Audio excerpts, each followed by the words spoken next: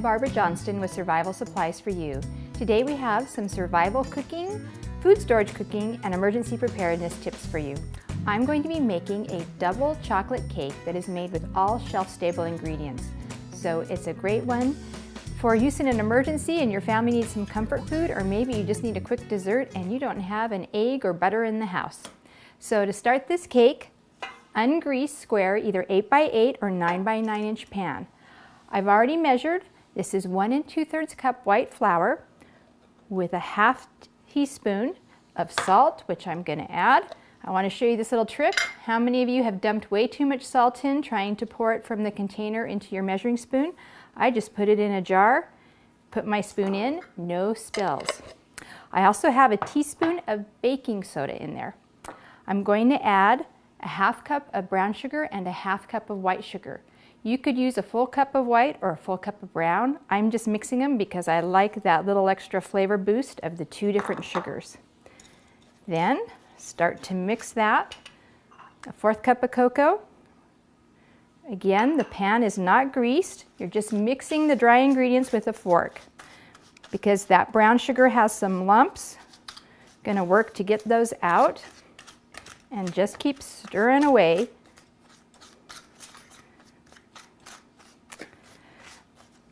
If you were super prepared and you wanted to mix all these dry ingredients and put them in either a Ziploc baggie or seal them in a bag with a food saver, a vacuum bag, you could do that. And then this part would all be ready and you'd be even that much ahead when you wanted to make this cake. Okay, now one of the things is with the fork, it's a little hard to get in those corners. So I'm just going to take my little whisk because it helps me get in the corners a little better. And you just want to get the ingredients fairly evenly mixed.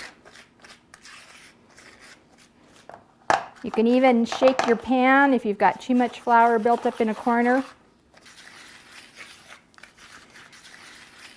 That's good enough.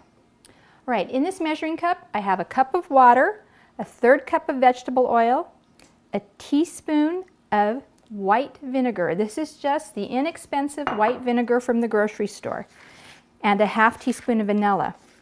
What's going to happen is that vinegar is acidic, and so it will react with the baking soda and make this cake rise. So it's going to be very light and very moist, even though it doesn't have butter or eggs in it.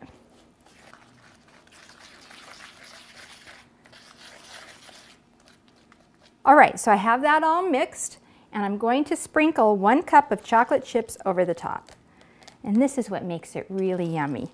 When you're eating this cake and you bite into those chocolate chips, they're a burst of chocolate in your mouth. Just wonderful. And as you can see, I am not being particularly careful, but you do want to get them on there kind of evenly so that everybody gets some chocolate chips. And these are semi-sweet. You could certainly use dark chocolate or milk. Okay, we've almost got them all. Now, after all, we are an emergency preparedness program. We are going to bake this cake in our solar oven or our sun oven. So come with me and we'll go put it in the sun oven.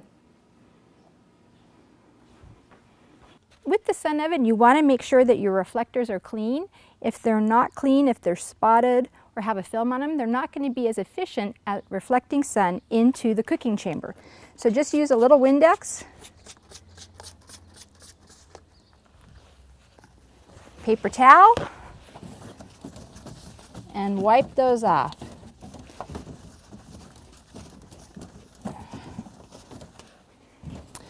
The sun oven, there's some misconceptions that in order for a sun oven to work, the ambient air temperature needs to be warm. Actually, the ambient temperature has no influence on the sun oven whatsoever. All you really need is sun. How to know if you have enough sun? If you can cast a shadow, you have enough sun to cook with the solar oven.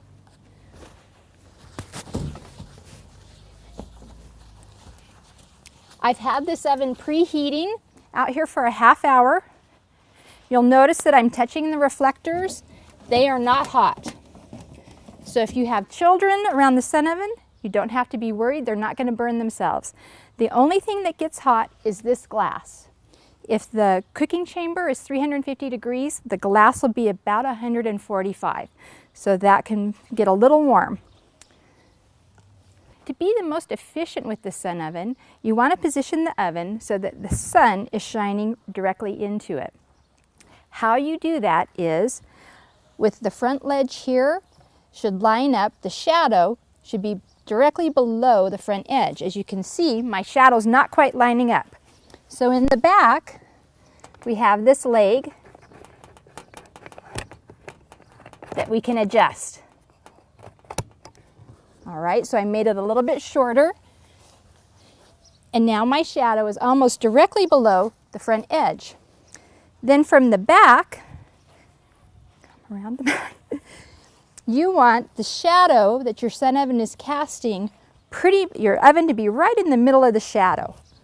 So I'm going to turn it a little bit until the oven is right in the middle. I have equal shadow on either side. This is the Global Sun Oven. The new All-American oven has some nifty devices that help you position your sun oven correctly. I've been preheating this sun oven for about a half hour. There's a thermometer right here that shows me that the temperature is 350 degrees. I'll open the door. Inside is a leveling tray. That means if I'm moving my oven to position it so it's getting the maximum sun, that my food is going to remain level. Okay. We're going to put our cake in, and it is hot. It's hot just like an oven.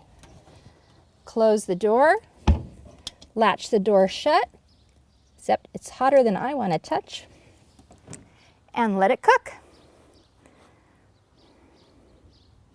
Okay, by the wonders of television, we have a second chocolate cake that we've been baking in this solar oven. So let me take it out so you can see. Now remember, the glass is the only thing that gets hot on this. So I'm using hot pads to unlatch the glass. And it's not quite unlatched. There we go. To unlatch the glass.